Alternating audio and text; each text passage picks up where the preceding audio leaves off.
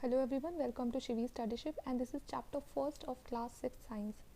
तो चैप्टर का नाम हमारे सामने है food where does it come from. तो चैप्टर पढ़ के ही क्लियर हो रहा है कि जो हम इसमें पढ़ेंगे फूड के बारे में और फूड के सोर्सेज के बारे में।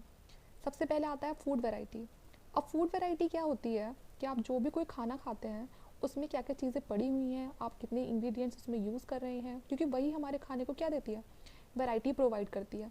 अगर हम सिंपल दाल चावल बनाते हैं घर पे, या चावल मान के चलो चावल उबालना है मुझे, तो उसमें मुझे क्या चाहिए, रॉ राइस चाहिए और वाटर चाहिए। क्या इसमें मुझे कोई नई वैरायटी मिलेगी देखने के लिए?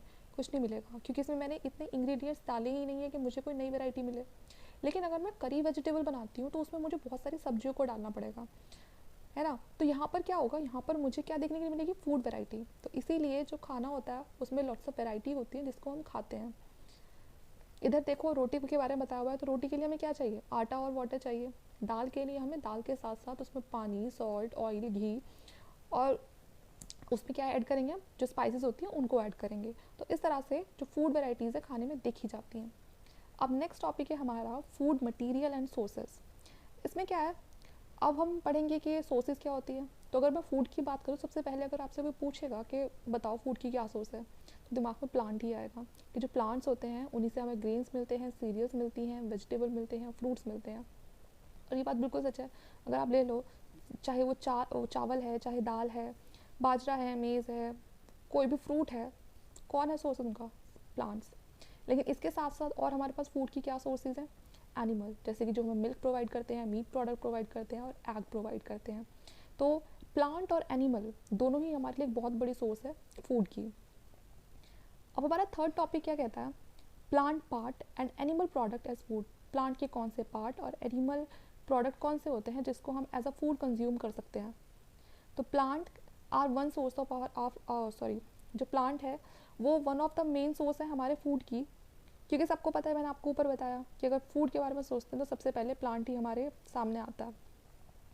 अब प्लांट के बारे में हम सोचते हैं कि प्लांट है तो जिसका फ्रूट है बस वही काम का होगा, उसी को हम खा सकते हैं। लेकिन ऐसा नहीं है। प्लांट हैव 2 और more एडिबल पार्ट्स।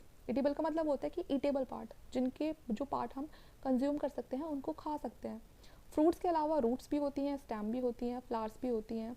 और जब हम मूंग दाल होती है ना, जिसको हम भिगो देते हैं, उसके बाद फिर उसे गीले कपड़े में बांध देते हैं और वो स्प्राउटेड हो जाती है, तो उसको भी हम कंज्यूम कर सकते हैं। तो हमारे पास जो प्लांट है उसके पास कोई ऐसा पार्ट नहीं है जिसको हम खा सकते हैं, बल्कि उसके बहुत सारे पार्ट ऐसे होते हैं जिसको हम खा सकते हैं।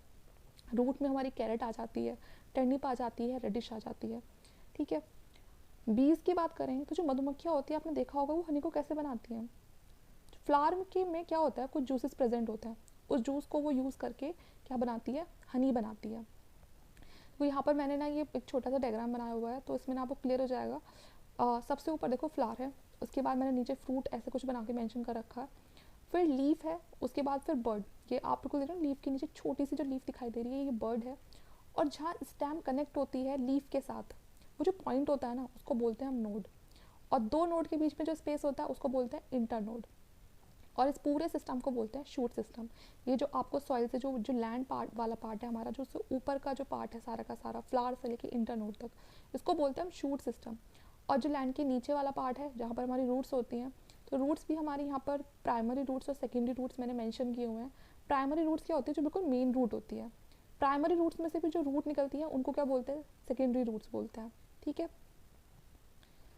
अब है इसमें कि व्हाट डू एनिमल्स ईट। यहाँ पर व्हाट होना चाहिए, तो वो जो एनिमल्स है वो खाते क्या हैं, पता भी तो होना चाहिए कौन सा एनिमल क्या खा रहा है।